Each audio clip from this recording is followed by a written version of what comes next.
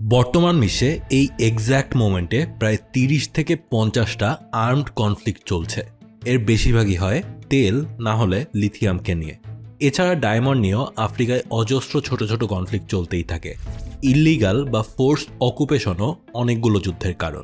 দ্বিতীয় বিশ্বযুদ্ধের পর এই সময়টাকে ধরা হচ্ছে পৃথিবীর ইতিহাসের সবথেকে যুদ্ধ বিধ্বস্ত সময়। কিন্তু এই যে তেল, লিথিয়াম, জায়গা বা ডায়মন্ডের জন্য যুদ্ধ, এই সবগুলোকেই ছেলে খেলা মনে হবে অন্য একটা জিনিসের সামনে, যেই জিনিস ছাড়া মানুষ কেন পৃথিবীর কোনো প্রাণী এক মুহূর্তও বাঁচতে পারে না। সেটা হচ্ছে পানি।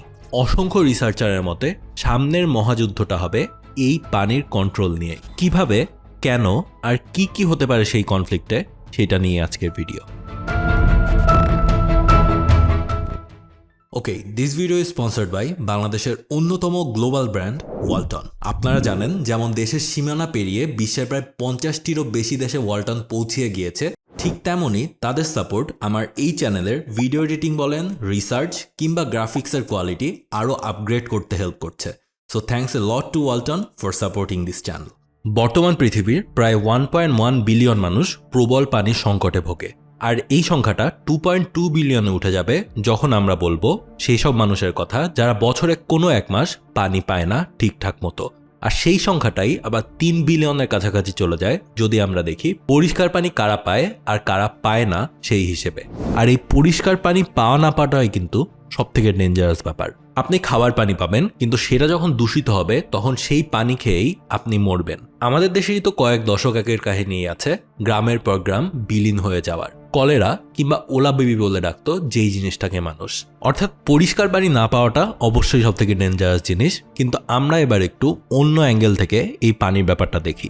বর্তমান পৃথিবীর কোন রিজিয়নগুলো সব থেকে বেশি পানির অভাব সেইটা দেখি। স্বাভাবিকভাবেই প্রথমে মিডল ইস্টের নাম আসবে, তারপর নর্থ আফ্রিকা আর সাউথ এশিয়া। দেশের হিসাব করলে Bahrain, Qatar, Lebanon, Jordan, Iran, India, Pakistan, Bangladesh আর এর সাথেই ইউরোপ এবং সাব সাহারান আফ্রিকার কিছু অংশ। কিন্তু এই সাব সাহারান আফ্রিকাতে আবার জনবসতি এতটা বেশি নাই। শুরুতে যেই দেশগুলোর নাম বললাম সেগুলো আর তার আশেপাশের অঞ্চলেই পৃথিবীর প্রায় 40% মানুষ বসবাস করে। পৃথিবীর অনেকগুলো মেজর ওয়াটার সোর্স এবং নদীও যায় এই রিজিয়নগুলো দিয়েই। নীলনদ, গঙ্গা, ফুরাত, টাইগ্রিস, এই সব কিছুই এই রিজিয়নের মধ্যেই পড়ে। কিন্তু যখন এই এলাকা পানির অভাবে পড়বে তখন কি হবে? আর এখানেই আসে কনসার্নের বিষয়টা। আমাদের বর্তমান বিশ্বে যেসব যুদ্ধ হচ্ছে তেল এবং লিথিয়াম নিয়ে বললাম, সেইখানে আপনি দেখেন তেল যদি না পান তবুও আপনি খাবার সিদ্ধ করে খেতে পারবেন, এবং লিথিয়াম না পেলেও লেড দিয়েও ব্যাটারি বানিয়ে কাজ চালানো যাবে। কিন্তু যখন পানি পাবেন না তখন কি হবে? ব্যাপারটা দেখি চলেন। নেক্সট ওয়ার্ল্ড ওয়ার যে পানি নেওয়া হবে, এই কথাটা শুনলে মনে হবে পানি শেষ হয়ে যাচ্ছে আর সেই পানির দখল নিয়ে এখন যুদ্ধ হতে পারে। বিষয়টা কিন্তু এরকম না। হ্যাঁ, একদিন তেমন দুনিয়াতেও মানুষ প্রবেশ করবে যেখানে পানি শেষ হয়ে যাচ্ছে, কিন্তু সেটা হতে এখনো অনেক দেরি আছে। কিন্তু তার আগেই বর্তমান বিশ্বেই পানি যুদ্ধের বিভিন্ন রূপ আমরা দেখতে পাই। এটা দুইটা দেশের মধ্যে হতে পারে, আবার একটা দেশের মধ্যে বিভিন্ন গ্রুপের মধ্যে হতে পারে। তুর্কি, সিরিয়া আর ইরাকের মধ্যে ইউফ্রেটিস আর টাইগ্রিস নদীর পানি নিয়ে গ্যাঞ্জাম লেগে থাকে বেশ কয়েক বছর আগে থেকেই। অন্যদিকে জর্ডান রিভার নিয়ে ফিলিস্তিন, লেবানন এবং জর্ডানের মধ্যে গ্যাঞ্জাম। আর ইন্ডিয়া বাংলাদেশের সাথে এই পানি নিয়েই 2 দিন পর পর কি করে সেটা তো আপনারা জানেন। বিশেষজ্ঞদের ভাষায় এগুলোর সবগুলোকেই বলা হচ্ছে আসলে ওয়াটার ওয়ার। রাষ্ট্রগুলো আস্তে আস্তে বুঝতে পারছে যে যেই সব দেশের হাতে নদী থাকবে তারা সহজেই তাদের নদীর যেই নিচের দেশগুলো তাদের অর্থনীতিকে ইচ্ছা মতো নাচাতে পারবে। And that is very dangerous. তবে এটা যে একদম নতুন কোনো কনসেপ্ট, ব্যাপারটা কিন্তু এমনও না। মেঘনার তীরে আমাদের সোনারগাঁও, সিন্ধুর তীরে মহেঞ্জোদারো, নীল নদের তীরে মিশর, ল্যান্ড বিটুইন রিভার্স মেসোপটেমিয়া আর অ্যামাজন নদীকে ঘিরে অজস্র নাম জানা শহর এবং গ্রাম। পৃথিবীর ইতিহাসে সকল মেজর সভ্যতাই কোনো না কোনো নদীকে ঘিরেই গড়ে উঠেছে। অ্যান্ড ঠিক সেই কারণেই নদী বা পানির সোর্সকে নষ্ট করা দেখা হয়েছে যে কোনো সভ্যতাকে দমিয়ে দেওয়ার একটা উপায় হিসেবে। ফেরাউনের সময় নদীর পানি রক্তবর্ণ নিয়েছিল আয়রনের পয়জনিং এর কারণে। কৌটিলের অর্থশাস্ত্রে বলে দেওয়া হয় কিভাবে শত্রুকে মারতে তাদের কুয়ার পানি বিষাক্ত করতে হবে। ভ্ল্যাড দ্য ইম্পেলার, বা যাকে সারা দুনিয়ায় ভ্ল্যাড ড্র্যাকুলা বলে চিনে থাকে, তিনি অটোমানদের আটকানোর জন্য তার ইউজ করা স্ক্র্যাচ আর্ট স্ট্র্যাটেজিতে সব পানির সোর্সে মরা শুকর ফেলে দিয়ে গিয়েছিলেন। এম্পেরর বারবারোসা সিজ অফ টর্টনার সময় মৃত বন্দীদের লাশ ফেলে দিয়েছিল খাবার পানির ট্যাঙ্কগুলোতে। এরকম অজস্র ঘটনা আমরা পাবো ইতিহাসে ঘাটলে। তার মানে শত্রুকে দমিয়ে রাখার জন্য এই ধরনের পানি ইউজ করার ট্যাকটিক্সটা খুব একটা নতুনও না। কিন্তু তারপর আপনার কোয়েশ্চেন আসবে, আমরা হঠাৎ এইটা নিয়ে এত কথা বলছি কেন? এটা নিয়ে কথা বলছি কারণ বিশেষজ্ঞদের মতে নেক্সট হয়তো পানির জন্য ছোটখাটো এই ধরনের কোনো যুদ্ধ হবে না, একেবারে বিশ্বযুদ্ধ লেভেলের কিছু হতে পারে। How is that? রিসেন্ট একটা স্টাডিতে দেখা যায় যে 2002 সাল থেকে বিশ্বে গ্র্যাজুয়ালি সারফেস ওয়াটার কমে এসেছে। ওয়েস্টার্ন ইউরোপ থেকে শুরু করে Middle East, Central Asia, South Asia, Tibetan plateau আর নর্দার্ন চায়না হচ্ছে সবচেয়ে বাজেভাবে এফেক্টেড এইটার কারণে। এর সাথে নর্থ আফ্রিকা আর কানাডা থেকে শুরু করে সেন্ট্রাল আমেরিকা পর্যন্ত বিশাল একটা রিজিয়নও আছে যেখানে এই সারফেস লেভেল কমে আসছে। এভাবে চলতে থাকলে 2050 সালের মধ্যেই দুনিয়ার টোটাল ফুড প্রোডাকশন অর্ধেকেও নেমে আসতে পারে পানির অভাবে। হাই ইনকাম কান্ট্রিগুলোর জিডিপি কমে আসতে পারে 8% আর লোয়ার ইনকাম কান্ট্রিগুলোতে 10 থেকে 15% পর্যন্তও কমতে পারে। আপনারা জানেন যে কোনো কিছুর ডিমান্ড এবং সাপ্লাই এই কার্ভটা মেনটেন করা কিন্তু খুব ইম্পর্টেন্ট। এখন পর্যন্ত ফ্রেশ ওয়াটারের যেই ডিমান্ড আছে সেই অনুযায়ী সাপ্লাই তার থেকে বেশিই আছে পুরো ওয়ার্ল্ড ওয়াইড হিসাব করলে। কিন্তু 2030 সালের মধ্যেই ফ্রেশ ওয়াটারের ডিমান্ড তার সাপ্লাইকে ছাড়িয়ে যাবে। আর জাস্ট ছাড়াবেই না, ডিমান্ড হবে সাপ্লাইয়ের প্রায় 40%-এর বেশি। অ্যান্ড এই সমস্যাটা কিন্তু বাড়তেই থাকবে, কারণ এক্সপেক্ট করা হয় যে 2050 সালের মধ্যে ওয়ার্ল্ডের টোটাল পপুলেশনের 68% মানুষ আরবান বা শহুরে এলাকাতে থাকা শুরু করবে। অ্যান্ড এই আরবান এরিয়াতে ডেভেলপ করতে গিয়ে পানিচক্রের বিশাল ব্যাঘাত ঘটে। ব্যাঙ্গালোর, বেইজিং, বেইরুত, কায়রো, কেপটাউন আর হংকং সহ মোটামুটি এশিয়া আর আফ্রিকার সকল মেজর সিটি কোনো না কোনো মাত্রার পানি শূন্যতা ফেস করতে শুরু করেছে। 2024-এ ইস্তানবুল, মেক্সিকো সিটি আর জোহান্সবার্গ সম্পূর্ণরূপে পানি শূন্যই হয়ে যেতে লেগেছিল, কিন্তু সামহাও লাস্ট মোমেন্টে তারা বেঁচে যায়। আর এই বছর সেম রিস্ক আবার ফেস করছে তেহরান। আপনারা জানেন এই কারণে কিন্তু ইরান তাদের রাজধানীও তেহরান থেকে সরিয়ে নিচ্ছে। অর্থাৎ এখন পর্যন্ত ভিডিওর সবকিছু ব্যাপারই হয়তো আপনাদের এনভায়রনমেন্টাল লাগলো, যে পরিবেশ নিয়ে কথা বলা শুরু করে দিলাম কিনা, বাট না, এই পরিবেশের কারণে যেই মানুষগুলো বা যেই দেশগুলো ক্ষতিগ্রস্ত হচ্ছে এখানেই কিন্তু পলিটিক্সের ইনভলভ হয়। এখানেই সেই ক্ষতিগ্রস্ত মানুষ বা দেশগুলোকে আরও এক্সপ্লয়েট করার সুযোগ চলে আসে তার থেকে ভালো অবস্থানে থাকা অন্যান্য দেশগুলোর। Here politics enters. মেক্সিকো প্রায় 40 বছর ধরে আমেরিকাকে বলে যাচ্ছে তাদের মধ্যে 1944 সালে হওয়া ওয়াটার শেয়ারিং ট্রিটিকে রেসপেক্ট করতে, কিন্তু আমেরিকা কয়দিন পরপরই থ্রেট দেয় যে তিজুয়ানা আর মেক্সিকালি শহরে পানি তারা আটকিয়ে দিবে। কারেন্টলি বিভিন্ন চুক্তির কারণে আমেরিকা মেক্সিকোর কাছে 1.5 বিলিয়ন কিউবিক লিটার পানি পায়, কিন্তু মেক্সিকোর ঘন ঘন খরার কারণে তারা সেগুলো দিতে পারছে না। আর যেইটা না পাওয়াকে কেন্দ্র করেই তারা সমানে মেক্সিকোকে থ্রেট দিয়ে যাচ্ছে। চায়না শিনজিয়াং প্রভিন্সে প্রচুর ওয়াটার কনজিউম করে এমন কটন ইন্ডাস্ট্রি বসানোয় ডিরেক্টলি ইম্প্যাক্ট হচ্ছে কাজাখস্তানে। আর এইদিকে পানি শেষ হয়ে যেতে পারে এই ভয়ে রাশিয়া ভলগা নদী আর তার আশেপাশে প্রায় 40টা বাঁধ বানিয়ে রেখেছে, যেটা আবার কাস্পিয়ান সাগরে পানি সরবরাহে বিরাট ইম্প্যাক্ট ফেলছে। আর এই কাস্পিয়ান সাগরে পানির ফ্লো ম্যানেজের জন্য কাজাখস্তান, আজারবাইজান, ইরান আর তুর্কমেনিস্তানের 2018 সালে একটা এগ্রিমেন্টও ছিল। আর সেই এগ্রিমেন্ট কাইন্ড অফ ইউজলেসই হয়ে গিয়েছে রাশিয়ার এই কাজের জন্য। আপনারা ভাবতে পারেন গ্লোবাল পাওয়াররা অর্থাৎ বড় বড় দেশগুলোই শুধু এই পানির থ্রেটটাকে ইউজ করছে, কিন্তু ব্যাপারটা কিন্তু এরকমও না। রিজিওনাল স্কেলেও এই জিনিস হচ্ছে। ইজিপ্ট ইথিওপিয়ার রাইভাল সোমালিয়াকে মিলিটারি সাপোর্ট কেন দিচ্ছে না জানেন? যেন নীল নদের ওপর ইথিওপিয়া তাদের ক্লেইম ছেড়ে দেয়। 2023-এ আফগানিস্তান আর ইরানের বর্ডারে ক্ল্যাশের পেছনে সবথেকে বড় কারণ ছিল হেলমান্দ নদীর পানির ওপর কার অধিকার সেইটা নিয়ে। যদিও এই পানি নিয়ে দুই দেশের মধ্যে একটা ট্রিটি আছে, কিন্তু তেহরান বলে যে আফগানিস্তান এই ট্রিটির অ্যাবিউজ করছে।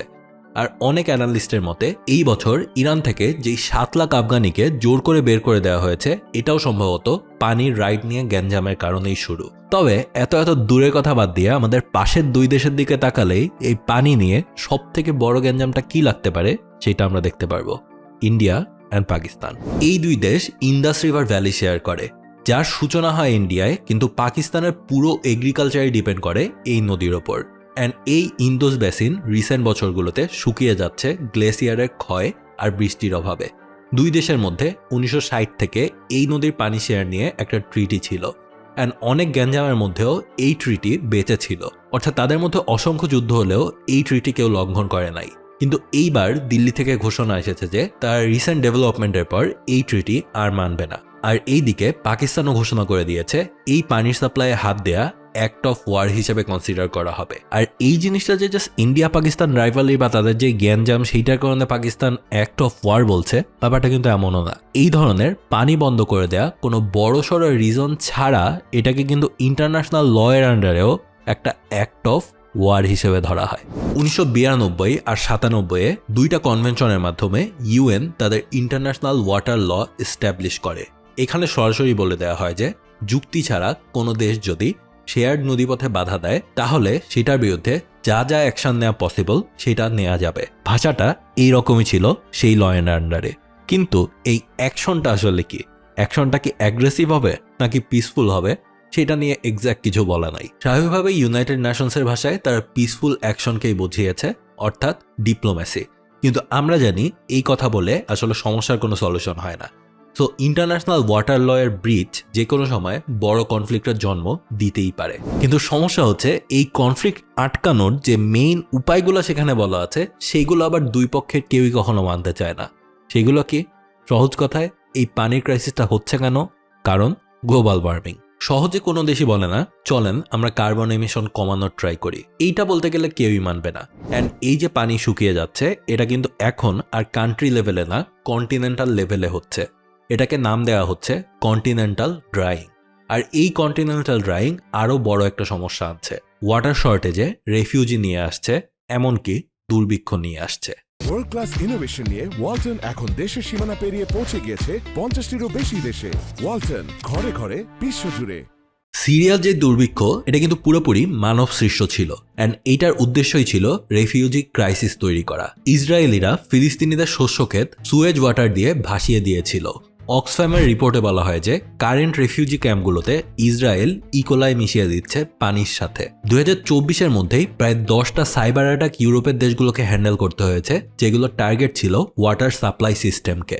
আর এই 2025-এর আগস্টে পোল্যান্ড দাবি করে তারাও এরকম একটা মেজর অ্যাটাক হওয়ার আগেই ধরে ফেলেছিল। সো পানি যে আসলে একটা অস্ত্র এটা কিন্তু মডার্ন ওয়ার্ল্ড বুঝেই ফেলেছে এই সময়। সমস্যা হচ্ছে মাস লেভেলের পিপলের কাছে এই ইনফরমেশনটা হয়তো এখনো প্রপারলি যায় নাই। পানিকে আমরা টেকেন ফর গ্র্যান্টেড হিসেবে নিয়ে নিয়েছি। কিন্তু চিন্তা করেন ভারত তিস্তা বাঁধ দিয়ে আমাদের কি পরিমাণ ক্ষতি করতে পেরেছে।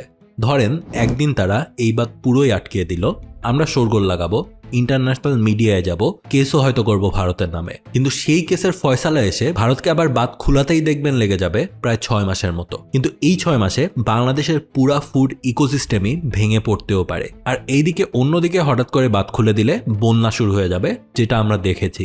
অর্থাৎ যা ছিল ফসল সেইটাও এবার নষ্ট হবে। পরের বছরই কিন্তু বাংলাদেশে একটা বড়সড় খাদ্য সংকট দেখা দেওয়ার ভয়ও থাকবে।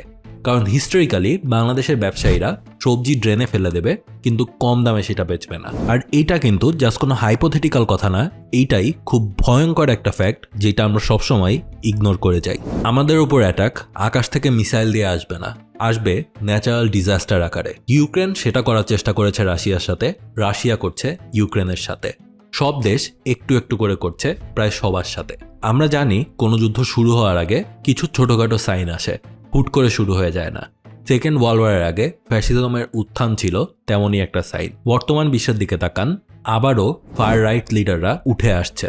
অনেক জায়গায় মানুষ ডেমোক্রেসির ওপর আগের মতো ভরসা করতে পারছে না। জায়গায় জায়গায় সবাই কেমন যেন যুদ্ধ করার জন্য মরিয়া। আমাদের সাধারণ বাংলাদেশিদের দিকেই তাকান, বুঝে যাবেন অনেক কিছুই। কিন্তু পানি এখানে কাজ করবে একটা ট্রিগার পয়েন্টের মতো। স্বাভাবিকভাবে বুঝতে পারছেন this is a very dangerous thing, যেটা নিয়ে খুব একটা আলাপ আলোচনা হয় না। এটা থেকে বাঁচার জন্য আমাদের কি করা লাগবে, দ্যাটস দ্য কোয়েশ্চেন। আজকে থেকে 20-30 বছর আগে হলে যে কোনো মানুষই বলতো পানি বাঁচান, জমিয়ে রাখেন, অপচয় করেন না। কিন্তু সেই দিন আসলে চলে গিয়েছে। ঢাকার পানির লেয়ার প্রায় 73 মিটারের মতো নেমে গিয়েছে। প্রতি বছর প্রায় 1 থেকে 2 মিটার করে নামছে। সরকারিভাবে যদি কোনো স্টেপ নেওয়া না হয় তাহলে এই লেয়ার কমতেই থাকবে। অর্থাৎ এই সমস্যাটার সমাধান এখন আর শুধুমাত্র ব্যক্তিগত লেভেলে নাই, এটায় বড়সড় কোনো সরকারি স্টেপ লাগবেই।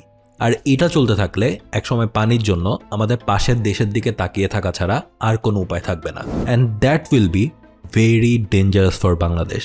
কারণ এই ধরনের একটা বড় লেভারেজ যদি ইন্ডিয়া পেয়ে যায় বাংলাদেশের ওপর, তাহলে এই দুই দেশের মধ্যে কূটনৈতিক সম্পর্কের ক্ষেত্রে মেইন চালটা কে চালবে সেইটা তো আপনারা জানেনই।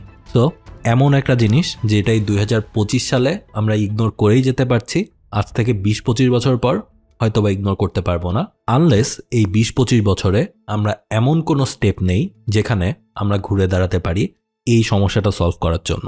অর্থাৎ এইভাবে যদি সারা বিশ্বেই চলতে থাকে তাহলে শুধু বাংলাদেশ না, পুরো বিশ্বেই নেক্সট যুদ্ধটা আসলে পানির জন্যই হতে পারে। সো এই ছিল ভিডিও, আপনারা জানিয়েন কেমন লাগলো। স্বাভাবিকভাবে এই টপিকটা খুবই আন্ডাররেটেড টাইপের টপিক, এই কারণে আমি মোটামুটি শিওর এই ভিডিওটা আমার অন্যান্য ভিডিওতে যেমন ভিউ হয় তার থেকে কমই হওয়ার কথা, বাট তারপরেও যারা এত দূর পর্যন্ত ভিডিও দেখেছেন আপনাদের থ্যাঙ্কস এ লট। আপনারা হয়তো এমন একটা জিনিস নিয়ে জানলেন যেটা হয়তো আশপাশ দিয়ে সবসময় শুনেছেন পরিবেশের অ্যাঙ্গেল থেকে, কিন্তু এর পলিটিক্যাল অ্যাঙ্গেলটা যে কী এবং সেটা সরাসরি প্রভাব বিশ্বের বিভিন্ন দেশের মতো আমাদের দেশের ওপরও কী কী পড়তে পারে সেটা হয়তো এখন জানতে পারলেন। তো এই ব্যাপারে অবশ্যই সাধারণ মানুষজনদের তো সচেতন হতেই হবে, বাট নেক্সট যে গভর্নমেন্ট আসবে তাদের এই পানি নিয়ে পলিসি কী হবে সেটাও কিন্তু দেখার অপেক্ষায় থাকলাম। সো এই ছিল ভিডিও, অ্যাজ ইউজুয়াল সব সোর্স নিচে পেয়ে যাবেন। Until my next upload, have a good week, good by.